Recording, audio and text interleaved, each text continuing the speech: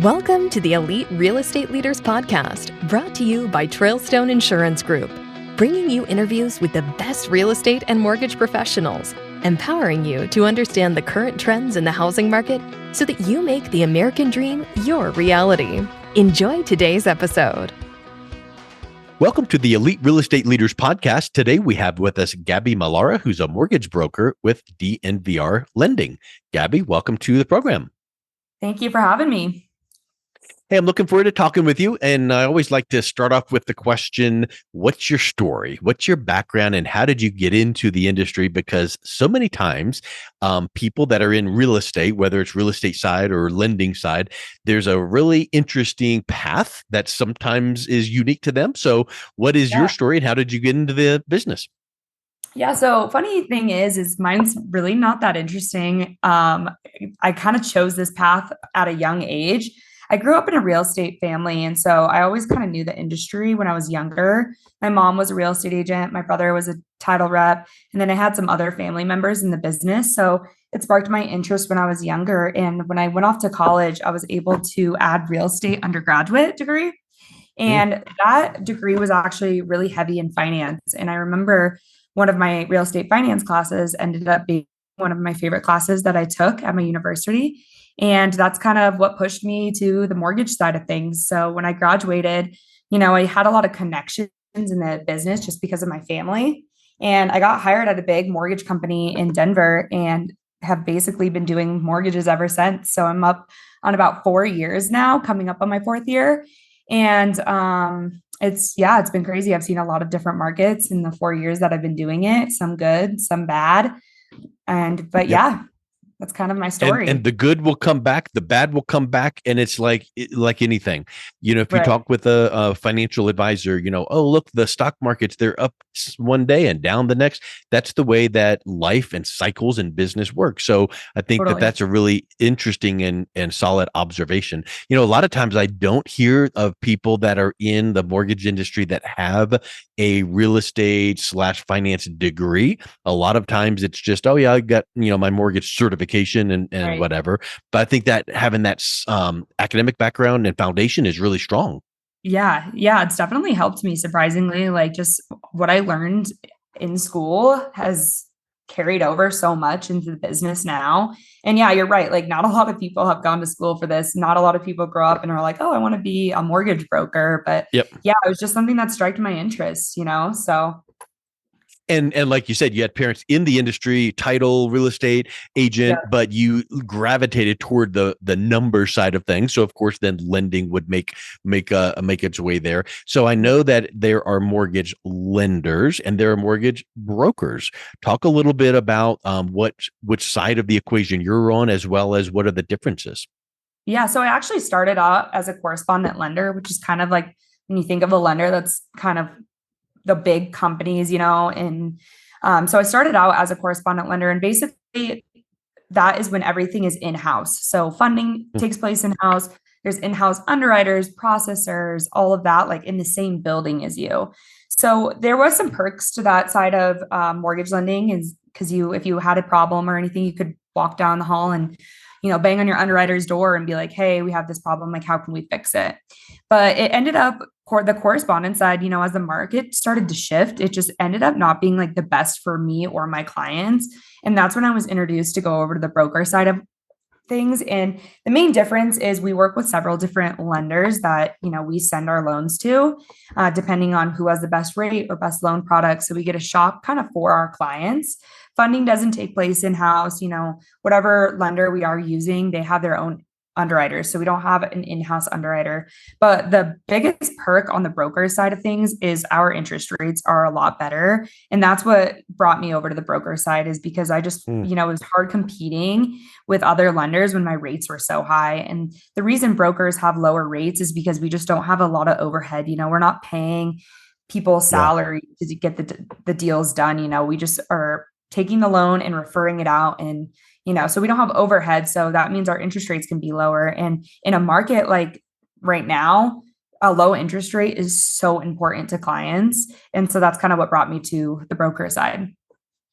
That's a really big observation when you see a company, in the industry is the same way. Like, let's say that you were looking for a home improvement company and it's one of the biggest ones you see on TV, billboards, radio. You kind of have to assume maybe their prices are a little bit higher because they're spending all of that money. But yet, Yeah. if you have a local person that's just a one man shop, one woman shop, and they have wonderful reviews, so you feel like you could trust them, you probably feel like their prices were a little bit lower because they don't have that overhead. So, what you just mentioned there is a big aha. Secondly, I think that one of the benefits would be if you were working for a in-house, like you mentioned, correspondent, but like a bank, let's say, all you Yeah, could offer is their products, and that's exactly. it. Whereas a broker, well, you're free to go to hundreds of places to get the best deal for your borrowers, right? Yeah, exactly. Yeah. We work with so many different lenders, and there truly is like a loan product for everyone. So that is a huge advantage. And I, shopped lenders to find the best rate for, because they shift every single day. So, you never know which one might have the lowest rate or the best product. So it's nice to have those options. So there's a product that everybody can, that works for everybody. Yeah, that's huge. So what you've been in the business long enough to see a little bit of volatility. Mhm. Rates were great, not great, good, all around. It's that's going to happen. What are some of those challenges aside from, the shifts in the economy, whatnot? What are some of those challenges that you had to address and overcome as you started in the business and now as you're kind of coming through the first 4 5 years?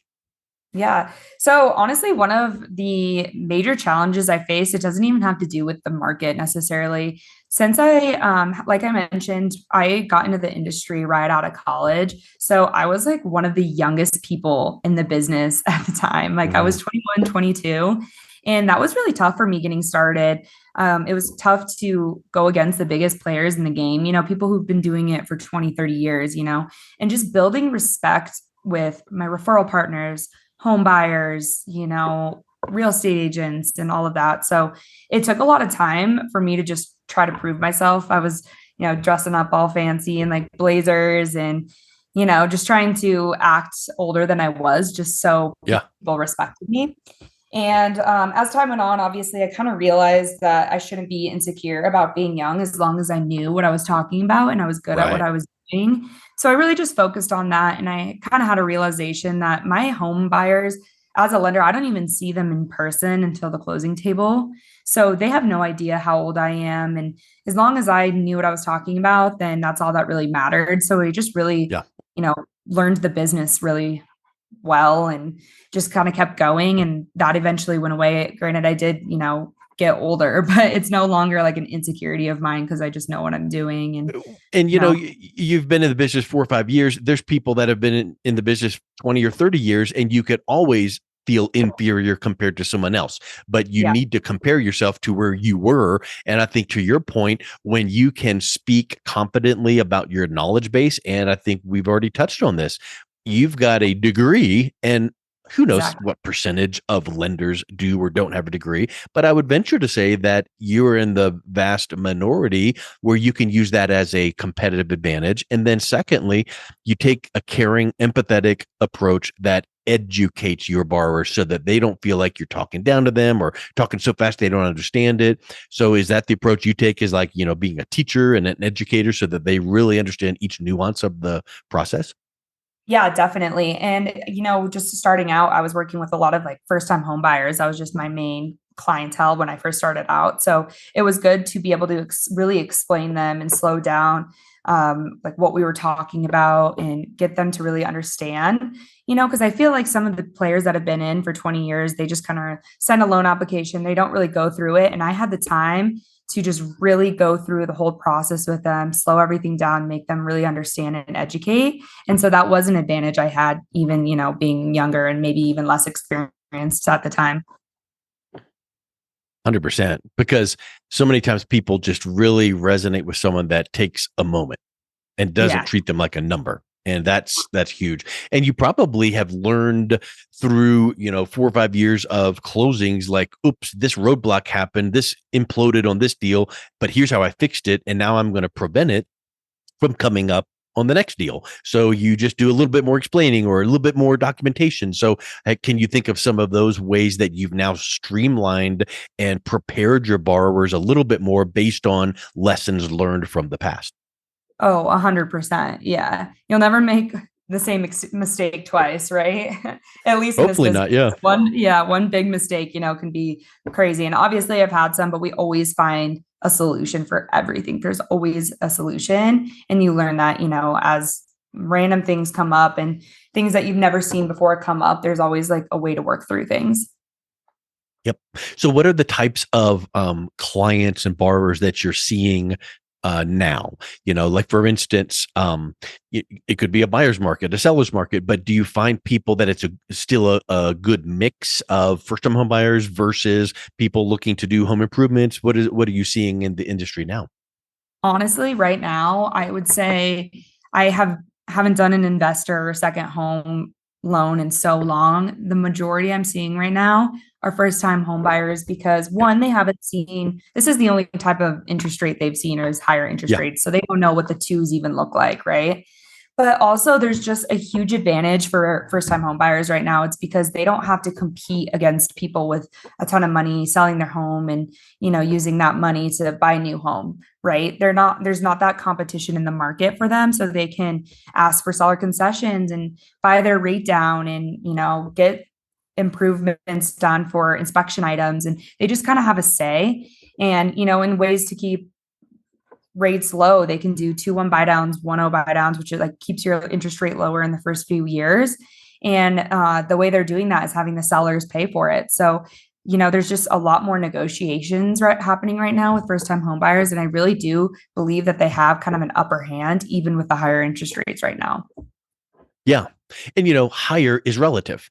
Because Right. if you look back in time, rates were way higher than they are right this minute, and they were way lower as well. So I've often said it so many times in these conversations that if you want to buy a house for the purposes you need to buy a house for, maybe you relocated here, or maybe it's time to buy a house to start getting equity build up and pride of ownership, make the best decision on the actual property and the best decision on the financing that you can right now. Don't wish for something in the past or wish that, just deal with it. And then as things change in the future, next 1 to 2 to 3 years, you can always tweak it and polish it up and, refinance it down the road. So, I think that's a huge aha that people finally, are coming to the realization like what you just mentioned.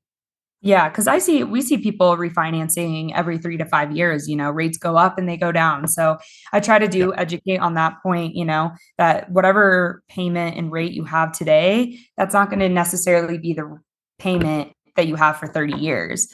You can always refinance. And obviously I want clients to be comfortable when they go under contract and close, that they're comfortable with their payment no matter what, even when it gets with a higher rate. Even if they do refinance, they got to be comfortable, but it is important to know that that's not going to be your payment forever. You can always refinance down the road. Yes, 100%. So let's think about something. You've seen the industry for most of your life with the family members in the industry, and now you've experienced it. What advice would you have for people that are maybe starting their career regarding getting into real estate or mortgage or both, because there's you can make the case for, I can do it all, or I can make the case for, I prefer just the real estate side or just the mortgage side. What are some tips that you would give people looking to get into the industry? Yeah, I would say my number one advice would just be to stick with it, even during the hard times, because the market is constantly changing and it's tough to adjust when the market does change.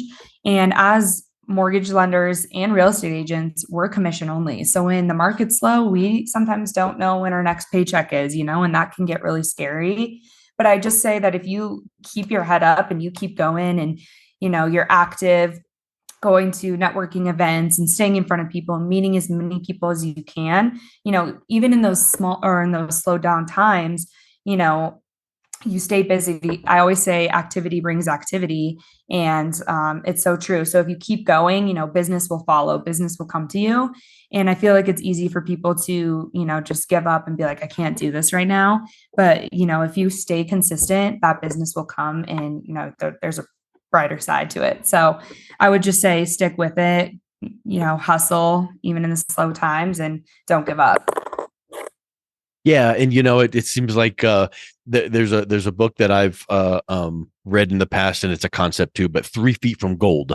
And it's the concept of the gold miner, and he's just digging, finally gives up, and then the next one comes in. It's like, oh, 3 more feet, boom, I hit it. So it's like you need to keep on because you're learning every step of the way. It reminds me too of the mindset of, do you have 5 years of experience in the industry, or do you have 1 year of experience 5 times over? Well, the 5 years of experience means I'm learning in year 1, and then I'm applying what I learned to year 2, and then I'm growing and I'm learning and learning.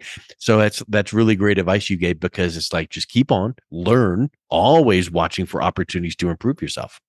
Yeah, absolutely. Yeah, just keep going. Because I know I've had some thoughts in the past, like when times were tough and, the paychecks were slow, and I was just like, gosh, like, how long can I do this? But, I stuck with it. And then, even when the market's shifting, business comes and you realize, oh, why you got in the business in the first place. It's always greener on the other side. So 100%. Well, it's been really a great time chatting with you, Gabby. If someone is interested in learning more about you and what you do and connecting with you, what's the best way that they can do that? yeah. So I'm always have my phone on me. So call, text. My number is 720-355-5195. You can also reach me through email. My email is my first name, Gabby, at DNVRlending.com. And you can even shoot me a DM on Instagram if you want. My Instagram handle is Gabby Malara, just first and last name. And I have 2. So Gabby Malara _ DNVR. You can find me on one of those 2 pages and reach out, and I'm happy to help. Excellent. Well, Gabby, thank you so much for coming on today. It's been a real pleasure talking with you. Yeah, thank you for having me. It was great. Thank you for listening to the Elite Real Estate Leaders Podcast, brought to you by Trailstone Insurance Group. To learn more about the topics mentioned on today's show or listen to past episodes, visit www.eliterealestateleaders.com.